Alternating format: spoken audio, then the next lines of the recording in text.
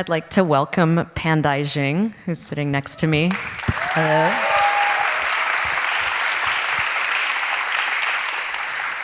Pan is an artist working between noise, techno, performance art, dance, theater, industrial, and the avant-garde. You may know her from her album Lack that came out last summer on the Pan record label, or maybe from her confrontational and multidisciplinary performances at festivals like CTM and Atonal.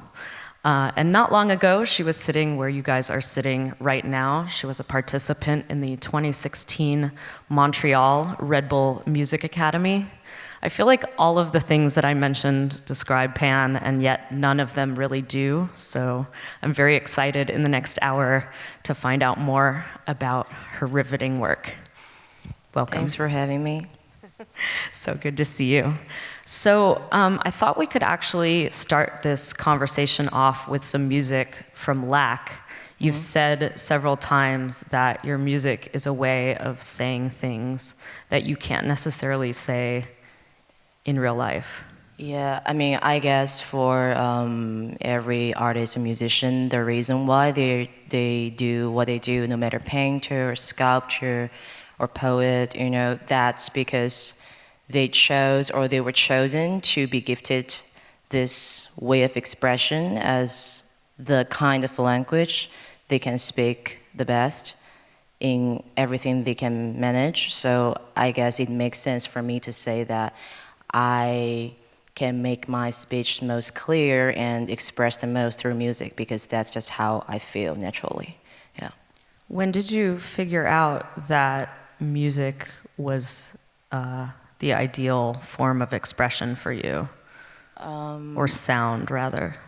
Well, I would say growing up, I was always very interested in sonic stimulation, sound, environment, and I feel that's very straightforward and, you know, most mysterious, and it really just resonates with how I feel about the world. But really, to feel like, okay, music can be a choice or sound can be a form of expression was really when I step out of my teenage time and, you know, going abroad for the first time in my life and confronting a lot of things I was not aware before about myself, about the world. And yeah, I guess around 2014, which was not so long ago. I want to play something from Lack, and this appears in the middle of the record. It is your debut solo full-length. It's called Act of the Empress. Can you say anything about it before I play it? Yeah, well, I growing up watched a lot of, I mean, I'm sure everybody has a very unique upbringing in a way, and I just happened to grow up watch a lot of historical TV shows in China, and I was very interested in, like, you know, the role of women in this empire time, and yeah, I think it's something very special, and I always have this fantasy of, you know, because it was never possible for women to be the head of the country, and it's still not possible right now. But there was one woman that was the wife of the emperor, and then became, after he passed away, she became the king of the country. So I thought it was kind of inspired by her story, the song. Yeah. Well, let's hear it. Here's Pan Jing with Act of the Empress.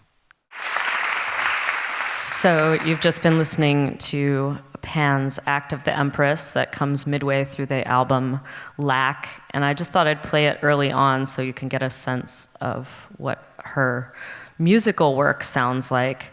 How does that feel to you to hear that? I don't know, like, I'm not really the kind of person that would listen to my own music that much, because I think it's quite demanding, because it's really personal, and I really need a lot of space and, you know, be in the right mood to be able to engage a past I have. Well, but this specific song, I guess, for me, it's really a lot of giving, you know, it's really empowering feeling when I listen to it, almost a bit too much. But I guess that's just because I made it, maybe. One of the other inspirations for this record was horror movies, right? Or depictions of women in movies? Yeah, I mean, I'm really not a huge fan of horror films. I really love watching films. I almost watch 1 or 2 films, more than I listen to music, let's say. I'm really interested in, like this psychological build-ups in films, especially, the ones that has stories related to not necessarily female, but, this feminine beings in films. It can be all gender.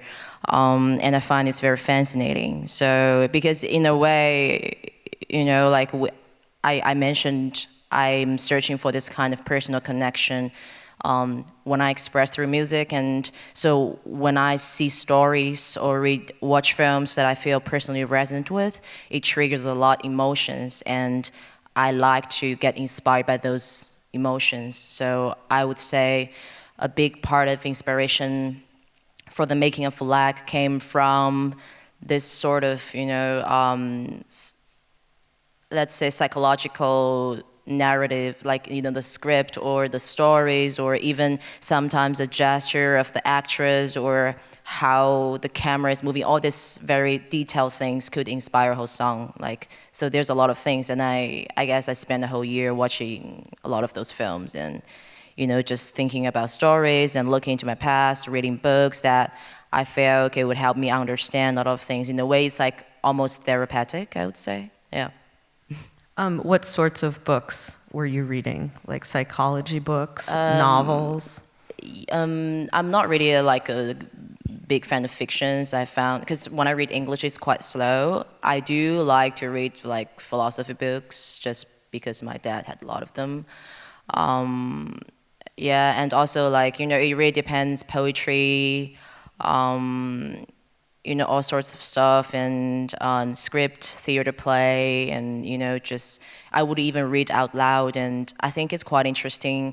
When I really like a paragraph, I would read it again and again with different emotions and record it on my phone and listen to it.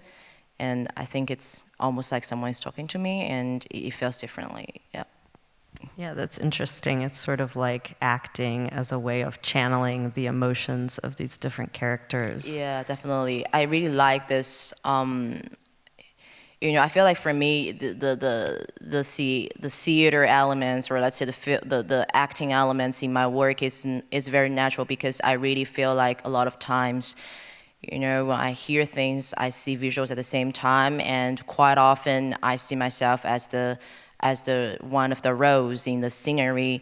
So it's very natural. I feel like I'm acting out the music, and that also happens in my performance as well. Yeah. So what sorts of things, if you're comfortable talking about this, I know that you see almost like an entire movie or entire show in your head when you're making music. Like, you don't make the music and then think of the visual. It's like the visual is always part of it. What sorts of images were in your mind in general when you were working on LAC?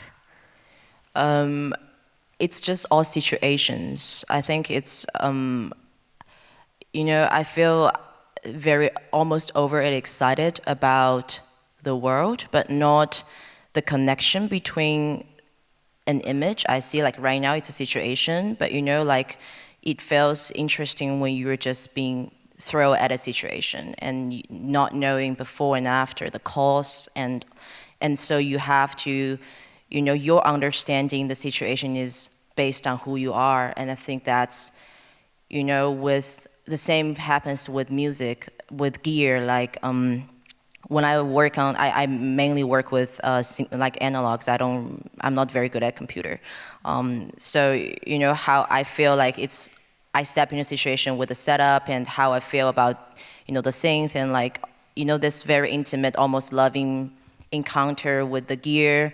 And it's the same you know, when I create music and how it makes me feel, it always will create a natural, it could be a smell, it could be a temperature, and the triggers all together put me into a situation, and it just happens naturally. It's like information or digits your brain unconsciously collect before, you know, the whole time you're living, and it just triggers by certain things, yeah. On the note of synthesizers, are there some tools that you consider to be essential to your work, or I mean, how important are the tools in general? You mean tool as the gear? As the gear, or even things that you're sampling regularly, or is it changing all the time?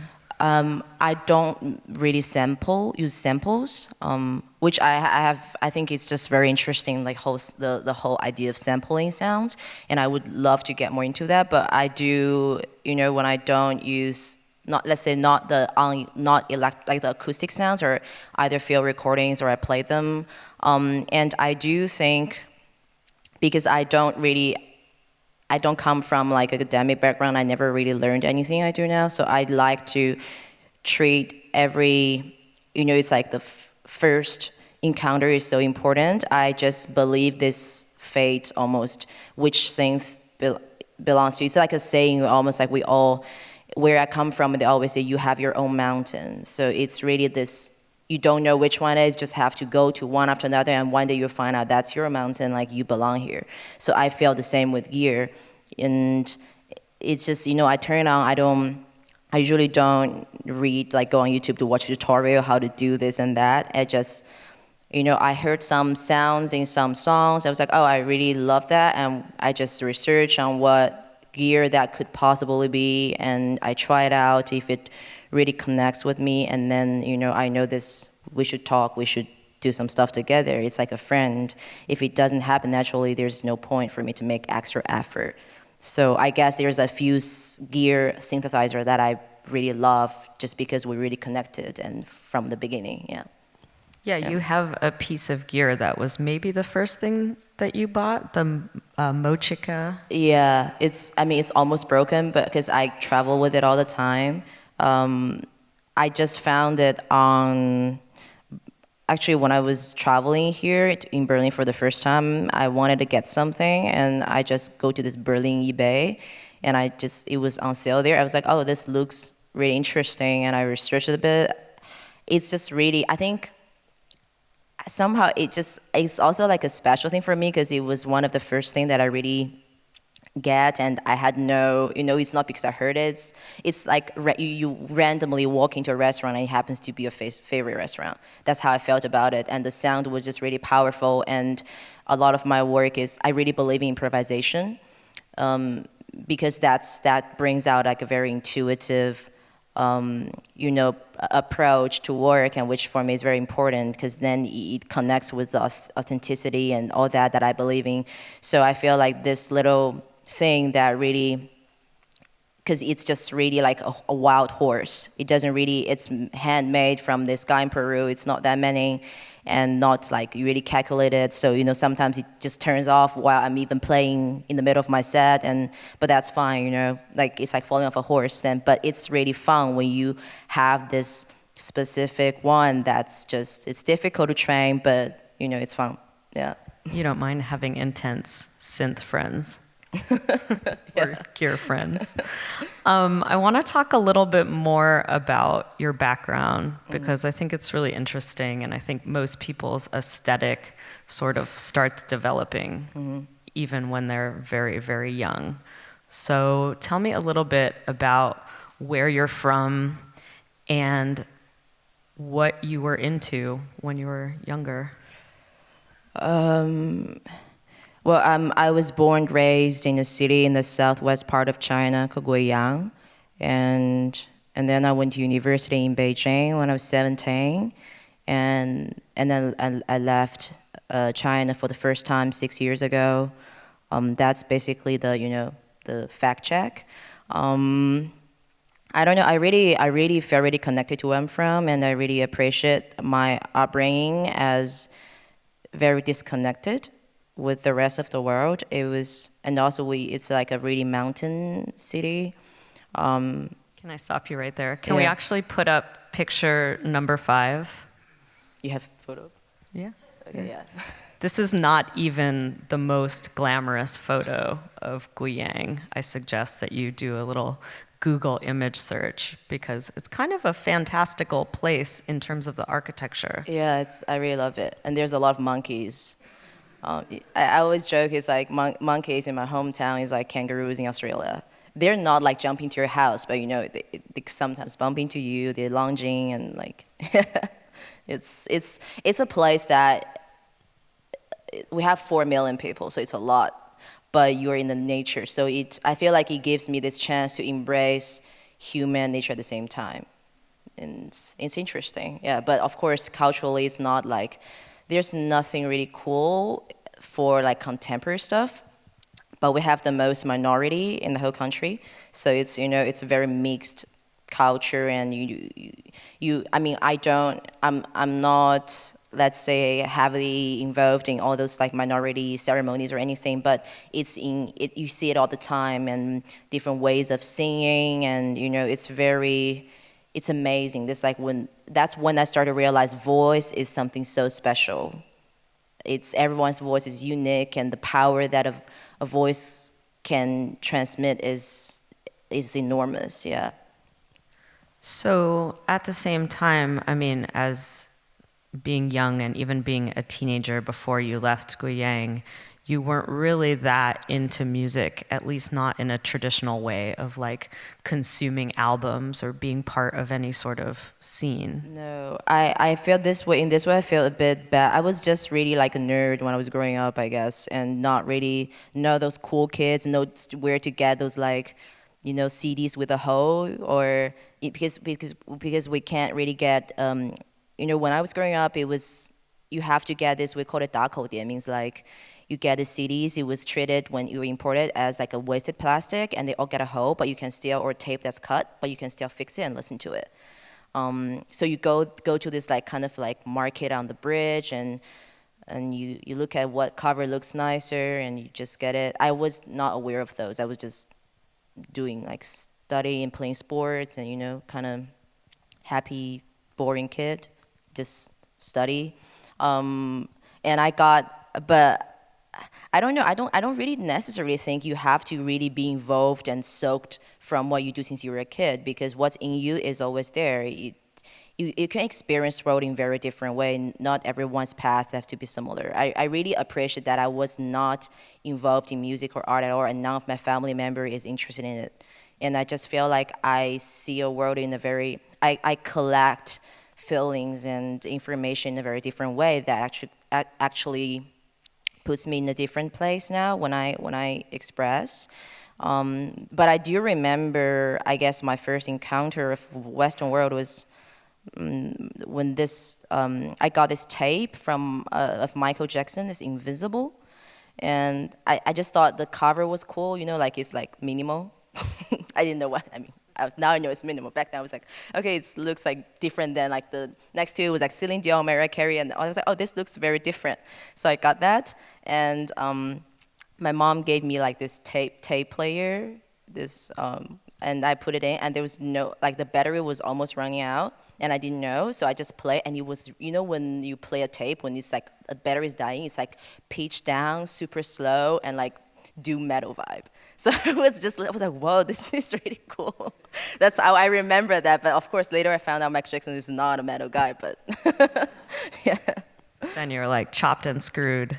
Yeah, but I mean, Jackson. I'm still super into him. Like, he's great, you know. But I just found it's really funny how my first impression of like Western music was like, whoa, that's really sounds like someone was like chanting on the mountains over there. You know, I didn't know it was gonna be. I thought it was gonna be so different, but it was in a way very close to what I, you know, have experienced before.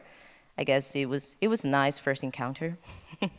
What were the subsequent encounters? Like what did you encounter after that? Western music-wise. I just obsessively listened to that one tape for a long time, and of course then with the battery in and stuff.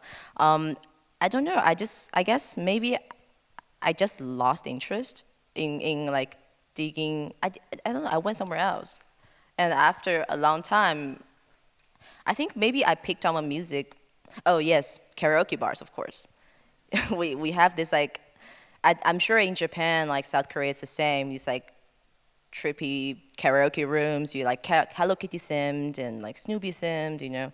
And when I was a teenager, that's where we hang out all the time. You go out, you go to a karaoke place, and I just loved singing a karaoke place. But of course, you have to learn all these Chinese pop songs to be able to, you know.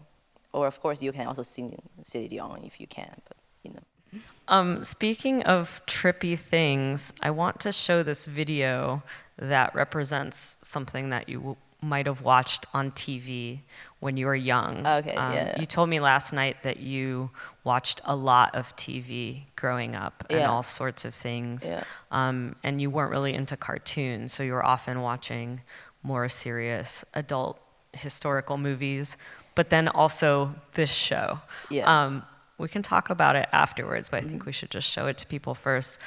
This is from an episode of a show called Journey to the West, and features the Monkey King. Video number 6, please. Yes, we should all clap for the Monkey King. Well, that'll set your brain on fire as a little kid or an adult. That's like, I guess it's like X-File for a lot of people at Madding States. Like that was the X-File for me, I guess. Like you get really obsessed and like so many episodes, never ending. And every day just like waiting in front of the TV for it to happen. And I really thought I was a monkey. Yeah, so it was nice. Yeah, this may seem erroneous, but it will come back later because your work is not only about making music and putting out albums, but it's really a multidisciplinary approach that encompasses also dance movements, theater, video, performance art, etc. And I think you got some of that, costumes as well, into your brain. Definitely. As a child. So you didn't at first think that you were going to be a musician. You went to Beijing to study what? Well, I mean, yes, I studied accounting, but I don't know anything about it. Don't ask me why. Good, I don't know anything about it either. At what point did you get it in your mind that you needed to go somewhere else? From the first day I stepped into the university. Because, I mean, in China, it's the situation, like I studied really, really hard to rank high, to be able to go to the best school, blah, blah, blah. And you get there, like, come on, you're joking. This is, you know, I'm not going to talk shit right now. But, yeah, I just didn't think that was how I want to spend my next 4 years. So is San Francisco where you first encountered the noise scene or noise music or experimental music, or had you already been interested in that in Beijing? Yeah, I mean, Beijing had a really big noise community. Really big, like compared to other stuff. And everybody is very tight with each other in a way. And I just, of course, you know, like also like the places, they're all shut down now, but we used to go, you know, like there's someone playing piano, someone reading poems, there's like art film screening, and there's like some noise concert happening all at the same time in this like ancient house, and it's really nice. And I didn't really know what that was. I was too young to really understand it in a way, and because I've never experienced that before, as other people have already, you know, be part of it since they were teenagers. But I kind of get a taste of it, and I thought it was something I would be really interested in. Of course, in San Francisco, so many things happens. I go to clubs to see like dance music, and I go to small venues. There's like avant-garde acts, experimental concerts, and all this sort of things. And it's a really open-minded, you know, also very cultural-wise, very dynamic, and you know, multicultural place. It's a melting pot. And I didn't feel like I was being really, how do you call this? Like, people are very familiar with, you know, people from China there, because there's just big Chinese community. So I felt in a way very welcomed. And I felt like safer to engage in the nightlife, let's say. So I went out to see things a lot, and of course, also, you know, the no restriction on the internet. You can use YouTube now. You can use like all these sort of things because they are all restricted in where I'm from. And I wasn't cool enough to know what VPN was. So, you know, and I'm abroad, I was like, oh, you can go to this website, you can go to these codes, and like one after another, you link to things, and yeah, just a lot of research, and it started. Yeah. So you were kind of making up for lost time in a way and going down, like heavily researching on the internet all of these things that were interesting. Definitely a lot of research, but I feel like I spent all these days like listening and reading and watching. Like my eyes were just like so big because it was just a whole world opened up to me. There's also a point I got almost like really sad because I realized how much I've missed out. And everyone I talked to, they have been listening to this kind of stuff since they were very young. And, almost feel like, also like, when people talked about, like when I just started, people would talk about gear, the records, they know, do you know this, do you know that? I didn't know anything, and I feel really bad about it. Now I completely changed my attitude. I think it's good not to know, but it's good, it's important to always learn and study, but it doesn't matter if you don't know. No one knows everything, and there's no point of showing off knowledge. It's totally different thing than creating and what the inspiration is. It's not about how much you know. But of course, as a kid, have my security, I want to be part of a community, I want to have friends, and I feel like, oh, I don't know this and that. So the more I know I don't know, and that's like a very difficult time to deal with, but I got over it. Before we move on, I wanted to play a clip from a documentary that's showing some early industrial acts, mostly from England, like Test Department, Coil, Current 93, etc. And I think they're saying some interesting things about sort of the ethos behind their work. So if we can play clip number 7, please. So that was a clip that we were watching from The Sound of Progress, and I realized that the members of Coil there might be hard for some people to understand, but what they were talking about was using their own personal experience in their work and how difficult that is to do right, but how gratifying it is when you can do that. And then the guy said that some people might find that very egotistical, but he actually thinks it's egotistical for people to think that they know anything about other people's personal experience. So I don't know, were some of the ideas of people like Coil and Test Department or Diamant de Galas or sort of any of these people working in really out there music from the 80s and 90s important for you? Well, Coil and Diamant de Galas are definitely very important influence for me, especially when I started listening to electronic music. I guess it's a lot of confronting, your past and dealing with fear. I felt very, quite often very scared when I was abroad alone, and you encountered a lot of situations you're not in a safe place anymore, and especially when you don't have any friends, your family is not supportive to you. I'm sure it happens to a lot of people as well. And you of course, when you're evolving from a teenage to like, you're like, okay, maybe an adult, maybe not, you're like, what am I, and all those kind of things. And you can often go into dark places, and that, I think that's absolutely fine. And for me, it's to always stay positive, and but this kind of, I don't have a problem, but I accept that I feel like my upbringing is always feel a bit sad. But it's okay, it's like when I hear close music, it's really melancholic stuff, but it feels a lot of love. And same with when I saw the Diamant de Galas performance, it's power, but not showing of power. So there's nothing macho in this kind of exhibition of, how powerful she is as a woman, but more of, telling people there's no need to be afraid of the idea of being afraid. So this sort of things, it's really inspiring, in a way very motivating. And also I think both of them are very pure artists. You can see in their crafts, in what they believe in, it's really really pure, in a way almost naive and innocent, how they're approaching their work, and they're exposing their souls in their work. And I think that's super important, and that's what makes the work original and authentic. So I think that's beautiful. So for me, that's where I want to come from, and that's how I was brought up. It's a pure place, and I want to stay there. So I see those people have been doing this for so many years, and they're still doing it. I mean, unfortunately, Koyo's not there anymore, but 1 year, 2 years ago, I played actually at Funk House with Matagalas.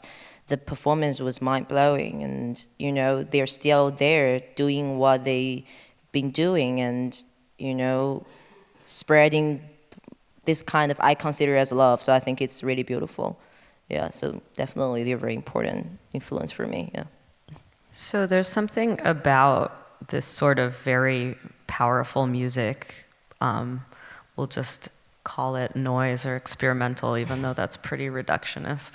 But there's something about these extreme noise situations and these confrontational performances that create a feeling or enable you to access certain feelings that maybe you can't access when you're listening to dance hall with your morning coffee. Yeah, which is also nice. Yeah. Definitely. Well, I would say, I definitely embrace all kinds of music. I listen to really everything. But I think the thing is, there's something that it's not you have a choice. I didn't feel like I had a choice, and that's for me is, let's say the extreme in art and music, and that's how, let's say when you're a kid, you're in pain, you didn't know how to say it, you just cry, right? And when you're a teenager, you probably scream, or you scream a bit longer. Okay, I scream sometimes still. Maybe I'm still a teenager, I don't know. But I learned to find ways to say it in a manner that wouldn't hurt others, wouldn't hurt myself, and would make my speech louder, let's say. And it's a very long journey. You have to read loads of books, you have to practice your craft, you have to, be smart, be humble, do a lot of things. It can take years, and maybe one day you'll get there, but I believe there's a way to get there. Is not to change who you are, not to, if you are provocative, you can still be provocative. If you are angry with the world, or you are suffer, and those are all fine. It's not to change that, but the manner you have in your speech, the way you express yourself can change, can be poetic, can be subtle, can be abstract, or can be philosophical, or anything. And that is, it's like wine, you have to let it stay for years, you have to think a lot, and that also requires a lot of solitude, which brings more suffer. But we're not going deep there, but all this package come together, and I believe we can go there. And doesn't mean that, I do think in noise music and the involvement of performance art, especially now with the existence of internet, there's so many ways of doing it. There's no need, and I also think it's really not necessary to repeat what have existed. This is not, it's not a clash of aesthetics. It's not styling, fashion. I have a lot of respect to people that have exposed their weakness in their art, and to help me to get to where I am today. So I think I want to contribute to others as well, if possible. So I think it's really important not to repeat, oh, that sound like that, that looked like that. It's really important to really spend a lot of time thinking, and what is your true speech in a way. And so I guess this kind of extreme, the extremeness we're talking about in this sort of practice doesn't have to come out necessarily be like really loud, noisy.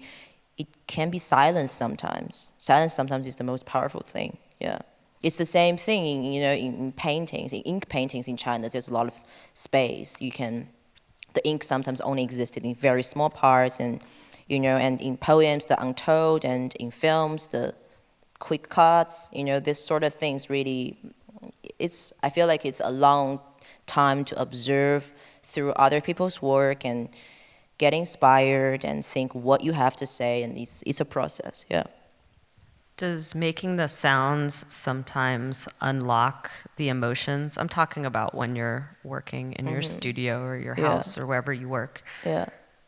Yeah, definitely. I mean, you know, I mentioned it to you a bit too yesterday. I think it is, I mean, I have to do this because there's no other way around. I wish I don't know, sometimes life is a bit easier if I'm just doing a simple job and, you know, like really happy that I can have a vacation once in a while, like that would be nice. But unfortunately, that's not my case. And I just have to go into the studio, I have to go on with my project because it's, if it's like a person, this person is on the island alone, he has no one to talk to, he goes crazy.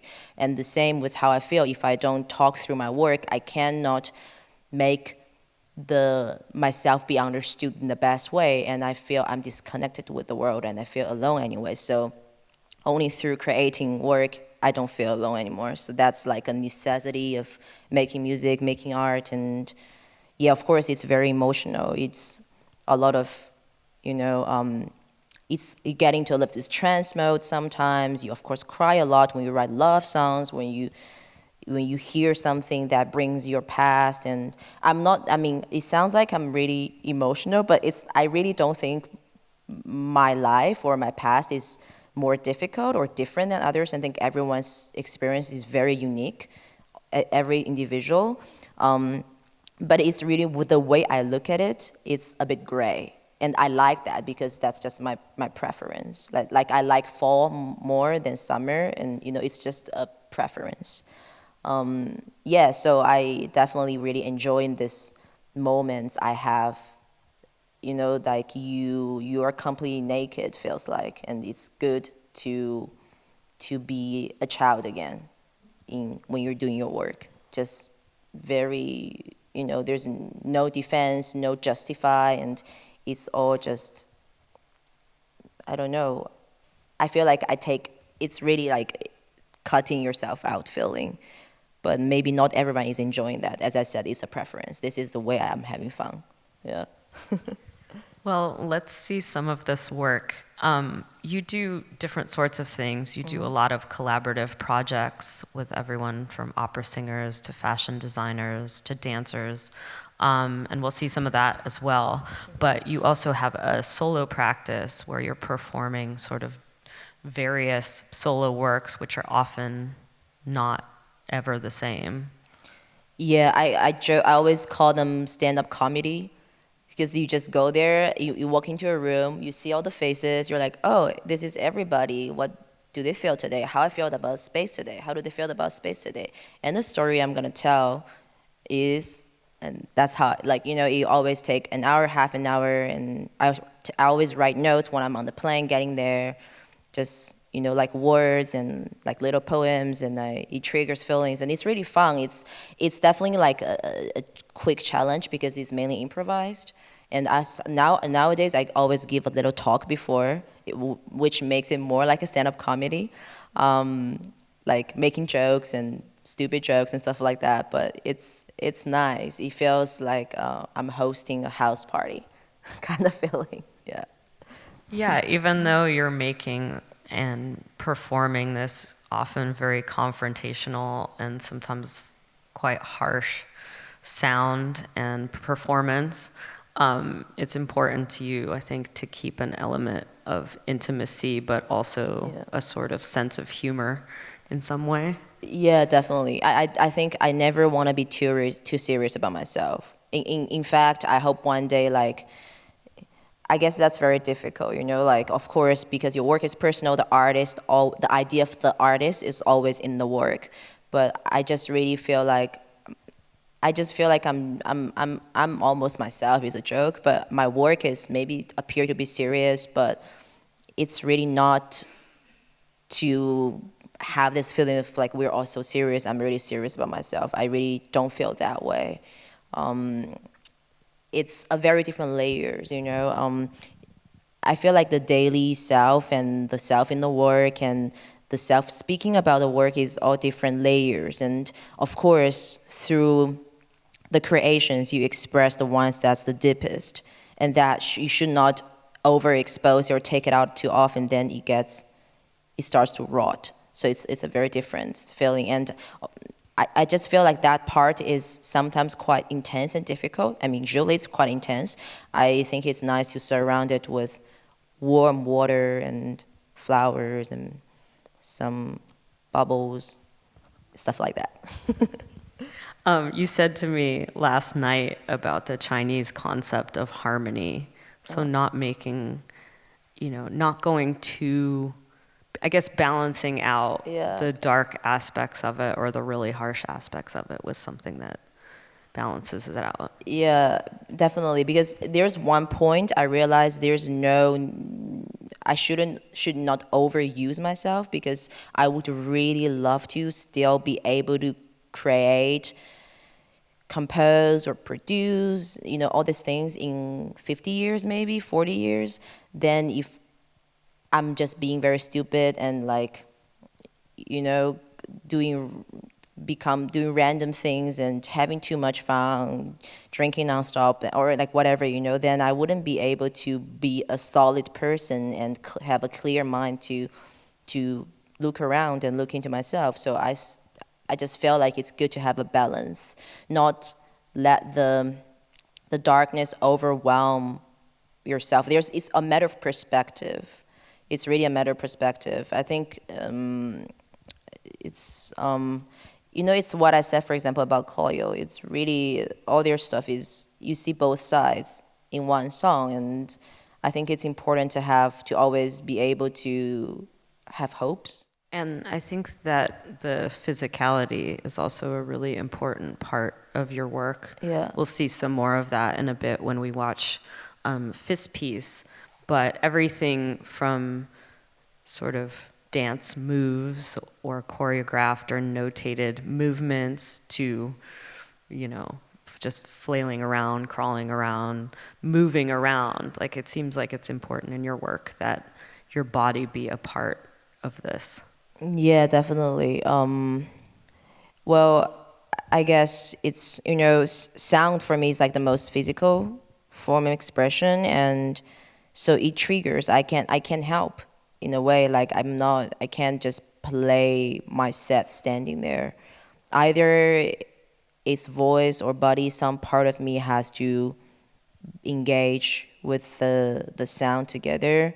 And I also think it's quite important, for the artist in presence, but not in presence as an identity. That's why very often I use masks.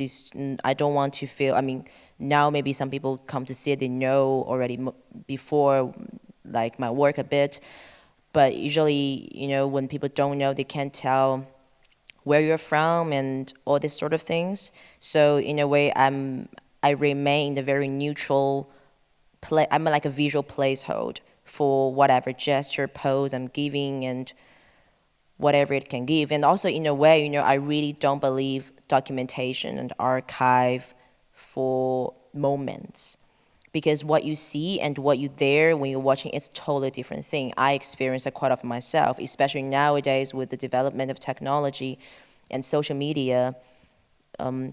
It can never be documented in the same way as in the 70s or 80s. And, when you watch all this like dance for camera or performance of piece that's documented on films, and it's totally different now. So I still really believe, I think that what I really truly feel strongly towards is the liveness in the moments of performance, no matter you're performing sound and you're performing art, and this moment you have with people, and it's an aura. You cannot catch a scent on the camera. So that's what I really appreciate, and I think that will make something different for me and the spectator at the same time. So, but I understand the documentation in a way, yeah, but those are the involvements also, like my understanding towards my own work and what I want to, my approach in the work has evolved so much in the past 3 years that reflect in my ongoing projects, or, you know, like I do a lot of projects at the same time. I just really feel that way, and they have become very different, let's say. It's so interesting to me how your work is so deeply personal for you when you're performing it, and you have a story for yourself about what you're working through or what the piece is about. But the work is also about people engaging with it and ascribing their own personal, like, histories and emotions and stuff onto what you're doing. Like when you were saying about using the masks so that people can see themselves sort of reflected. Absolutely, because I mean, I don't really understand. That's just not how I was always. I never really had a community around me when I was growing up. But I do believe in this, you know, the power of like people resonant with each other. But I don't believe, okay, oh, they see me, I am like this look, and you know, and because she looks like that, I look like this too. That's not what I believe. I think that's not true. It's better, it's more important that when we're all together in this room and performing, it's such a special moment. You're here, I am here, I'm saying something, it's a story, and it resonates with your memory, your story, and this way we come together in an unspoken way.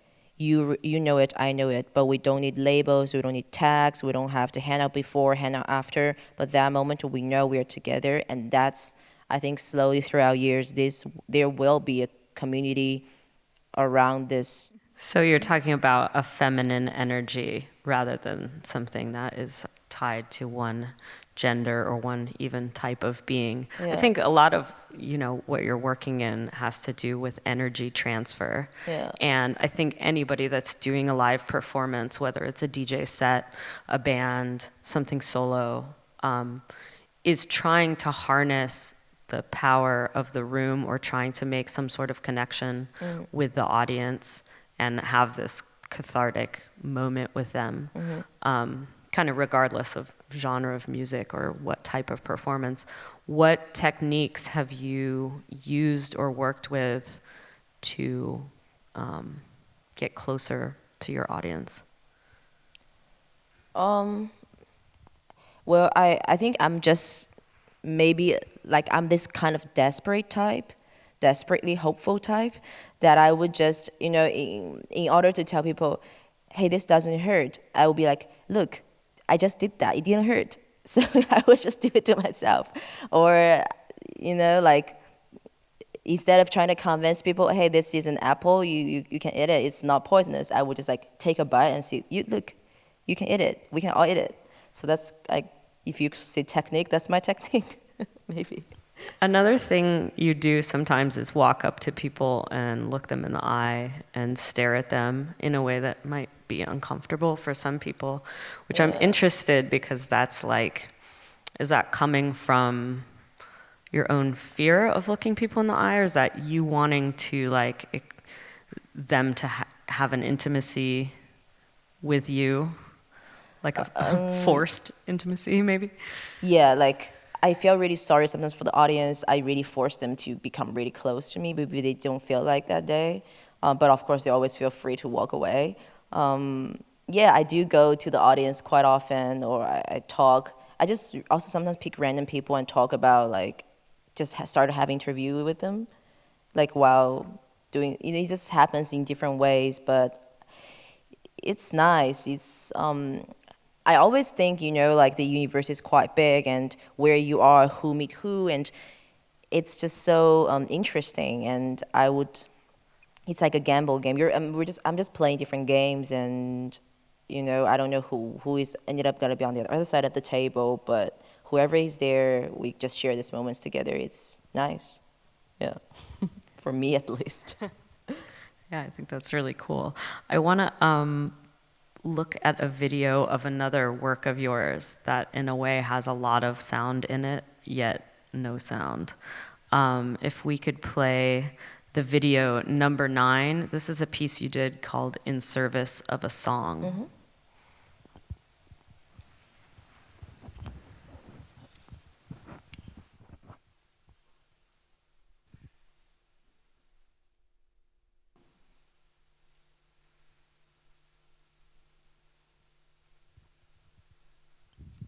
since they're... Well, so it happened 4 days in a row at Haus Kultur de Welt in Berlin. So I built this soundproofed box, half acrylic, half wood, and inside and outside is soil. And every day I would be in there, do one episode of a choreography with acoustic singing all at the same time, and with a sculpture I built with circuits. So people would see me moving inside, and there's a turtle as well interacting with this little animal, and I will be doing my movements and a lot of gestures, and singing from the beginning to the end. But because the box is soundproof, so no one can hear anything, and the piece is called In Service of a Song. Yeah, and the camera is being documented also with one camera in one position every day, and also inside there's a GoPro to document it. And it turned out after into a video, sound, and the box and the sculpture being exhibited in the gallery as like one exhibition. So that as the second part of it. Yeah, that's the piece. Did you think much about how this piece would be received, or how you wanted people to interact with it, or was that the guessing game part? In this one, I didn't feel like anyone would interact. I just think, I really, really adore music, and I just think we need to adore it more. So I just want to make this piece for people to think, to have, instead of listening to music and always have to feel like, give it to me, like, what are you giving to me now, and just, why can't we just treat it as a painting, or, something that you can actually just think about, what does sound mean. So that's why it says in service of a song. It's not about playing a song to you, it's about what does a song mean to us. It seems to me like when we talk about your work from 2015 and then talk about the more recent stuff, you're sort of moving towards things that for you are more subtle, or more human and intimate and more subtle as well. Like maybe that's the direction that your practice is going. Yeah, I definitely have calmed down much more.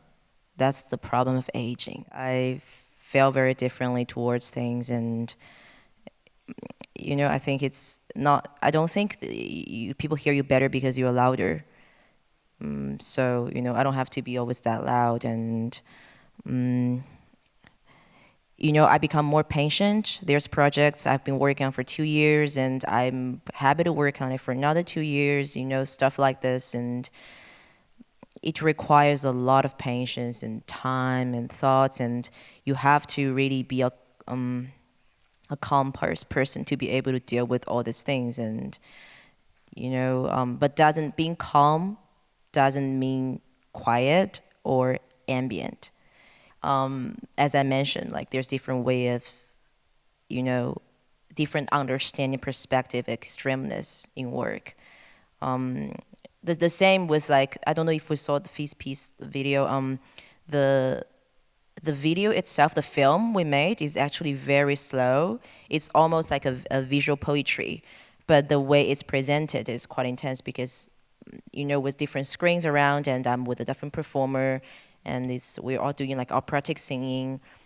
But if you take out each element, it's all very subtle. You're always standing in a bit of a vague gray zone, so there's always a layer of mystery on top, which gives space to people that are watching it to create together. So I really like this feeling of a haunting. Like, I like to leave, I hope my work now can, maybe it's not that easy to understand the moment, but it will haunt you for a bit, and hopefully will trigger something that you forgot to think about it for a while, about yourself or about things you've experienced. And it's nice when I get feedback like that. I really appreciate it. Yeah. So before we play the video of Fist Piece, can you explain what the piece is and its relationship to your album, Lack? Yeah. So as I said, like lack is my, let's say, my study, my understanding, my love letter to those fictional figures in films I watch based on true story that I see myself, or all the people I know a bit in all these things. So and then after that came out, I decided to make my own version of this.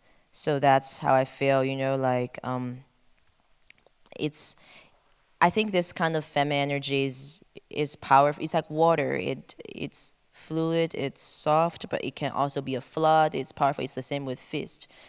It's open, it's closed, and you can punch people, you can the which direction you're going, and it's a very a fluid point, can be very powerful, can be very loving. I think that brings up an interesting point, though, is that you're performing not your solo work, but something like Fist Piece.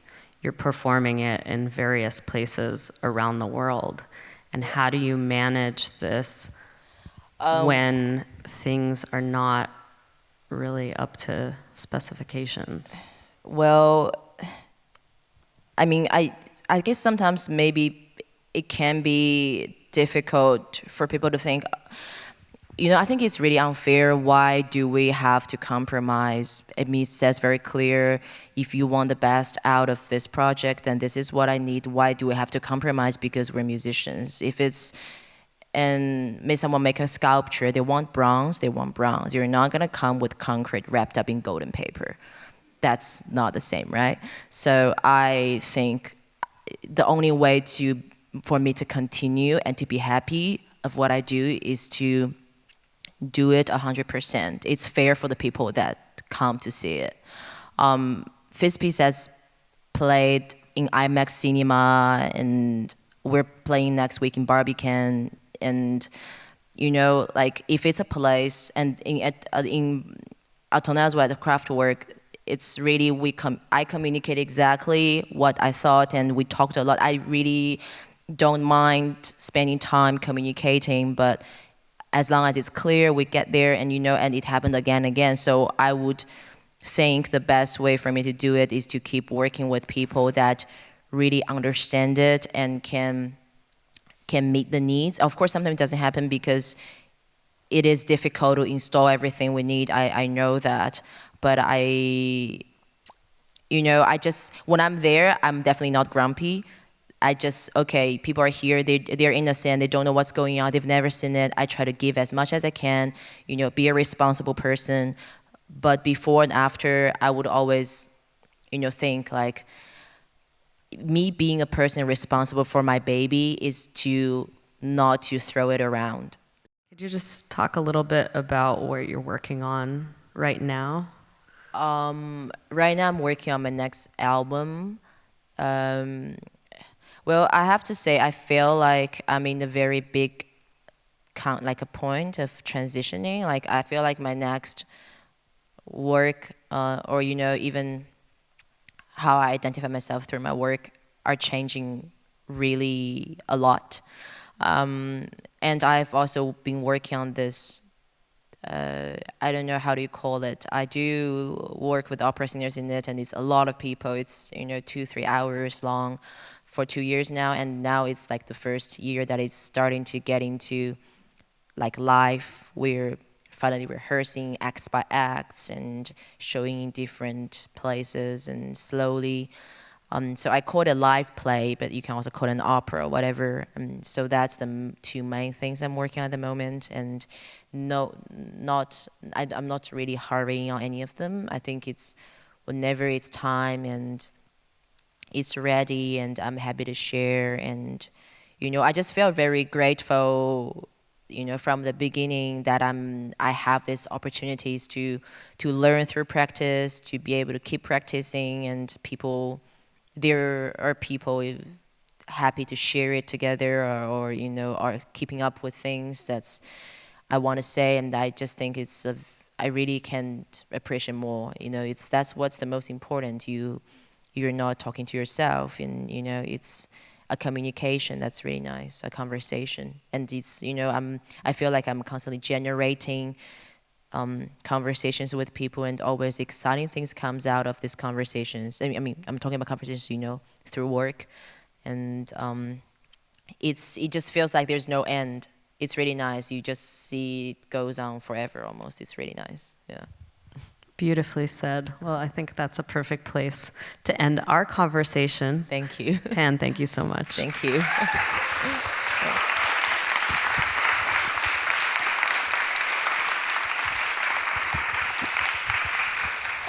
All right, so now it's time for you guys to ask the questions. Who's got one?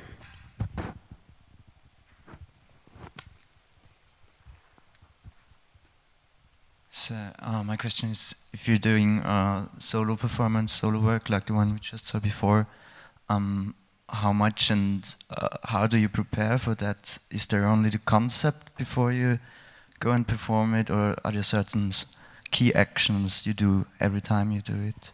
Well, it starts with a suitcase of gear. You have to pack your cables, pack your power cords, don't forget your converters, stuff like that. Yeah, definitely. And I would say really just almost like a drawing, a sketch. And then you have kind of, that's how I feel, like have a plan of,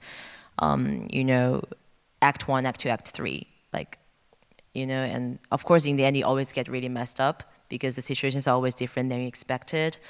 Then just ready to play the games, like this triggering each other. Oh, they behave like that and I behave like this, and that's how I feel.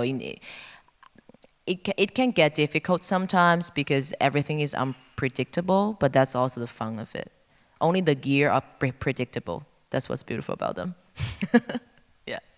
Okay, so I was kind of curious about like the gear you work with, and like the ones you're most comfortable with playing live.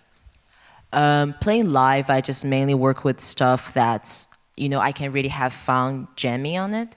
And I also use playback as on top of the live stuff. As I said, I always bring this mo-chica. It's like a handmade noise sequencer by a guy from Peru. And before I would bring some drum machines, and now I just sometimes bring TR-8, and sometimes I don't even use drum machine anymore. And there's some pedals, and I never process my voice, so I will have 2 voice, one run through my deck, run through the main, so you have different kind of reverb. I just like natural voice, like sounds of voice, so I don't process it.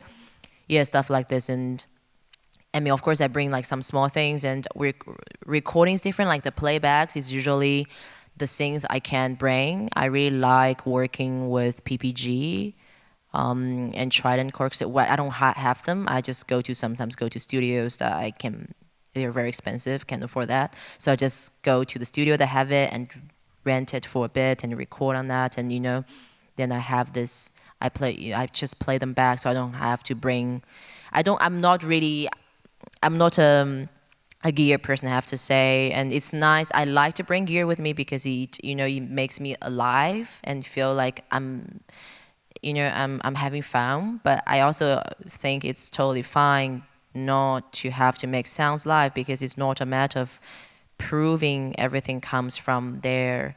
It's how your presentation of the music, what makes a difference for people to come to see it, then they can listen to exactly the same at home. So I never play what people can hear from me at home or on the internet. It's a lot of new materials or materials I make there.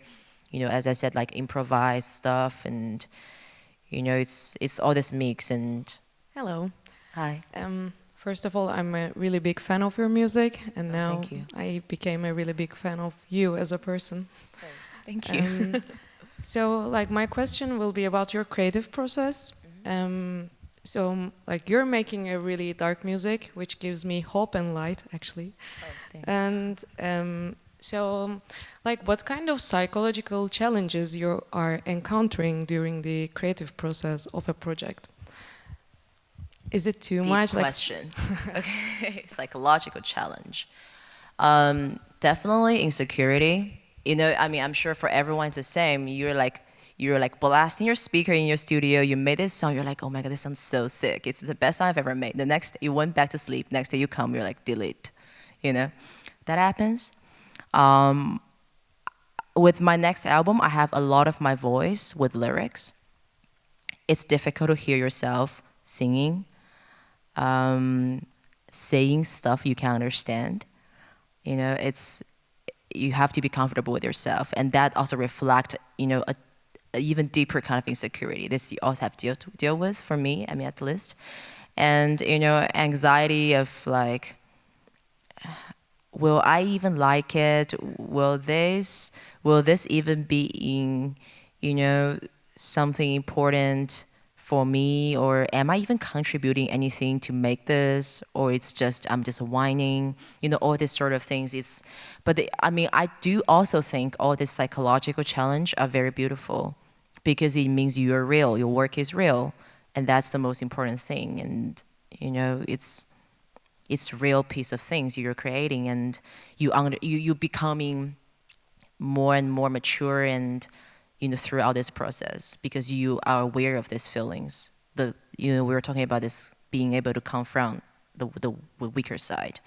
Yeah, and I guess, you know, worse things even, you know, sometimes it can happen, you know, when you're overworked. Because, you know, I think people, when you really love what you do, you can get very obsessed with it. And your physical energy and your psychological energy are not on the same level. And you don't realize that. And your health starts to become weird. You have pains everywhere and this sort of things. It can influence your psychology as well. So I think it's really, that's why I was talking about, it's important to keep balance of life, and, you know, and all these sort of things. But it's definitely a very difficult process, and I think it can happen in every stage of creation and every stage of, you know, when you're building up. It can happen at the beginning or even a bit later in your life. And it's also important, I think, to, you know, things also comes and goes for me time to time. It happened before, it can happen again. But I think it's, you know, for me to have faith that once you dealt with once, you know you can deal with it, and it's fine. When it happens again, you know you can deal with it again. That's the most important. Yeah.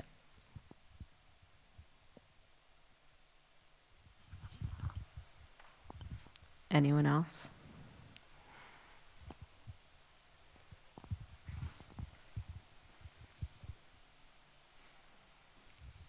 Yeah, thank you for being here, and I wanted to ask you, was it anything at the Montreal Red Bull Music Academy that, any one thing in particular that stayed with you and helped you in your career from there on? I have to say two things. Montreal introduced PPG to me. It's the first time I touched PPG. I really love this synthesizer. And playing with Pauline Olivares, and had a conversation with her before and after. And I mean, she passed away a year ago, which was very unfortunate. But of course, you know, there's a lot of beautiful moments. I really appreciate, you know, being able to participate, because I was actually gonna be part of the one in Paris, RBMA Paris, but my term was canceled because of the unfortunate attack. So I went to the one in Montreal. And on the other hand, he also helped me getting a lot of recordings down for LAC, because before that I did a lot of acoustic recordings already, and there's a lot of synth I wanted to use, I couldn't. And, you know, with the beautiful studio setup, you can really get a lot of things down. But on the other hand, I also feel, because I went there with a project already in my head, I wasn't able to interact with the participants as much as I wanted. But, you know, I knew it would also be very great if collaborate with people, jamming together, and even the few moments I had jamming was really fun. So I would definitely felt like it gave me a lot. Also, you know, the 2 weeks was like, reminded me a lot of my high school. Like, you barely slept. I mean, my high school, I was just slept a few hours every day. The rest of the time, you just obsessively study. That's how I felt. I would just obsess in the studio and collapse when I have to, and then go back again. I mean, I don't know if I can do that again, but it was beautiful. Yeah. So was related to you moving to Berlin in some, or it was right around the time that you moved to Berlin? Yeah, yeah. It was. I mean, I came to Europe. It was related to the Paris RBMA, but then so I stayed after because then it was canceled. It was just a lot of drama that year somehow. Yeah. Yeah. Oops. But it's so interesting how that was only like 2 years ago, and so much has happened since I know it's. I think it's very exciting. Yeah. But I mean, I think it's for everyone. A lot is happening every year. It's really how you see it. It can be fast, can be slow. You know, it's how you see it, how you want it to be in a way, I guess. How you manipulate time for your own ends. Does anybody have any more questions? All right. Well. I think she wants to say something. Oh, sorry. Hi. Thank you so much for talking about such personal stuff. I know you talked a little bit about working through some insecurities. Yeah, you talked a little bit about kind of internally working through your creative process, but I'm wondering a little bit about your relationship to more external ideas of success and progress in your career. How do you define success? And it's kind of like that thing of if a tree falls and no one's around, does anyone hear it? You know, if you were to keep going making this really personal, vulnerable art, and for some reason you weren't getting a response, like how would that make you feel? Do you think about that kind of stuff at all? Yeah, thanks for your question. Well, I guess my idea towards this career success is, I don't know, I never really thought about the idea of career. For me, it's really, I just think all my projects, all my ideas are like my babies, and I feel like the mother. So if you're a mom, you can't just go out partying all the time because you know your baby is gonna wake up at 7 in the morning, you're gonna feed your baby, right? And you know, so it's like you need some stability.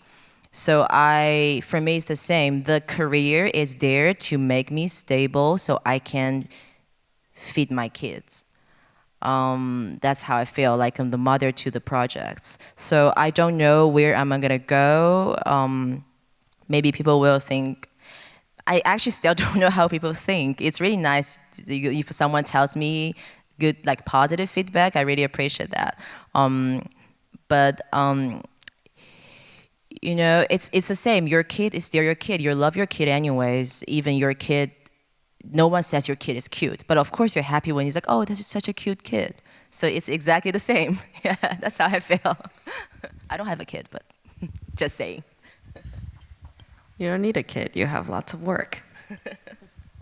One thing that we didn't talk about, but I think is kind of interesting, I mean, we talked about it last night, but we didn't talk about it up here, is how you're making this work that's really personal and you want people to also interpret it in their own way, but sometimes, you know, you're an artist and the media is writing about you, and they often are keen to distill your identity as an artist down to these like very easy talking points.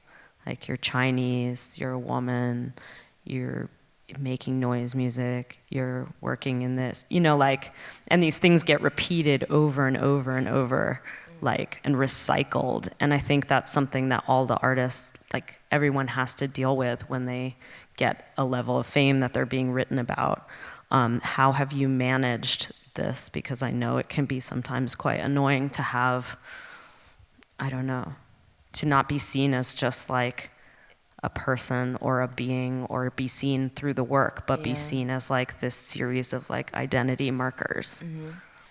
Well, I guess one way is, you know, I mean, now at the beginning I was quite upset about it, but now I really understand. I guess I can understand why this is happening, why I need to be labeled, why I need to be put almost on some sort of a market. So, you know, there's a reason.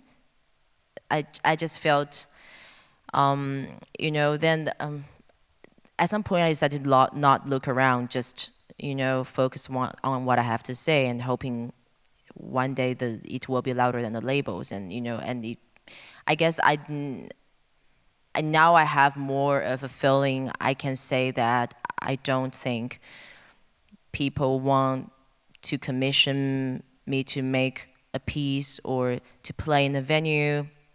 It's because of that. I have, you know, in the past 2-3 years, I have developed a feeling or a trust with people and through my work on it. But I definitely think, you know, it's difficult. For some people, maybe it's helpful, but it's not my case. I don't want people to see my, you know, biological gender and how my race, my upbringing, all this, to already have bias or assumption, or they see a marketing standpoint in this. I find it quite disrespectful. It's, you know, if I need to make a statement, if there's anything political, then please listen to what I have to say, not what other people have to say about me. Then you don't even need to listen to my music anymore, because you already kind of knew what she's about, but that's not what I said. But I think it's, you know, it's a process. It's a process, and we are going there, and it's definitely important to, you know, to look for and fight for equality in everything. But it's not a fight to say this is better than that. That's more important than this. I think looking for equality is what I am after.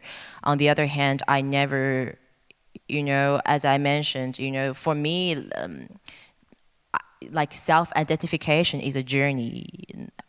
How do you know if I think I'm a woman? You know, it's just, I'm not openly talking about all these things. There's a reason why. So I just feel like maybe it's good sometimes to give people some privacy in certain things, and, you know, not because, oh, the aesthetic looks like, you know, I guess I was also quite often labeled with BDSM, because the aesthetic, and, you know, we talked about this yesterday, for different culture, mask means different things. There's also different use of it. And the BDSM means to you, means different to me. You know, it's not about the terms we use, the league we can fit in. And I think also to really support artists, or, you know, people that need support, is to really respect them for who they are and their work, not to group up people through how they look and assume they just agree on everything and speak the same word. Yeah. Agreed. Does anybody have any more questions? All right. Then I guess we're done. Thank you very Pan, much. thank you so much. Thank you.